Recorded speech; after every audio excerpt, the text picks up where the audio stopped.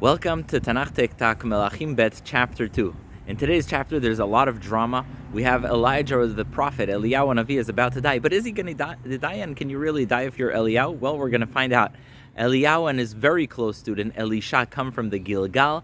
And Eliyahu Navi knows that he's about to die, but not a usual death. So he's trying to sort of get his student, Elisha, to not be there at the scene when he dies. And so he tells Elisha, God has spoken to me and said to me, I need to go to Beit El, so please stay here. And Elisha says, I will not leave you for a moment. And so Eliyahu goes to Beit El, where the Bnei HaNevi'im, the 50 Bnei HaNevi'im, students of prophets, they come to Elisha and they say, we've heard on the prophecy radio that today your master is being taken away. And he says, yes, I know. And then Elijah says to him, well, I have to go to Yericho. And Elisha says, I'm not going to leave you. He goes with him to Yericho. And Elijah says, is there with him.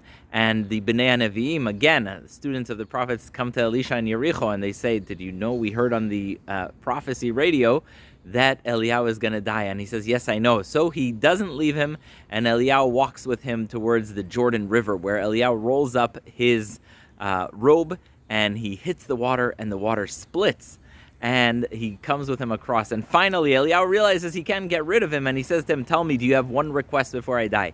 And Elisha famously says, yes, vihi pishnaim beruchacha elai. I want to have double your prophecy, double your ability, double your spirit, your spiritual abilities.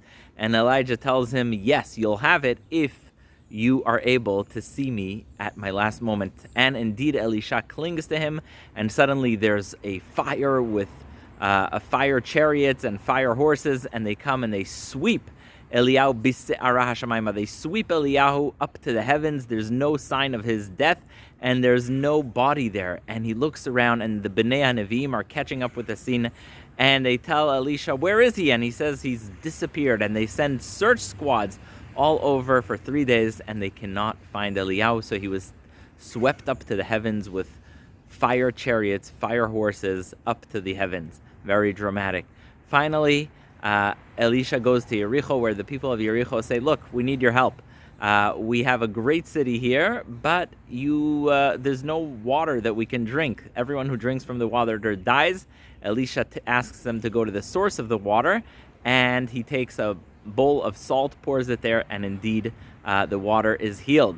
Then Elisha goes and continues to walk to, I believe it was Carmel, and a lot of teenage kids came over mocking him, and they said, come here, Baldy. They called him a bald person. They made fun of his baldness, and you don't want to mess with someone who's like having fire chariots and a lot of miracles around them, and bears come and eat those people who are making fun of his baldness.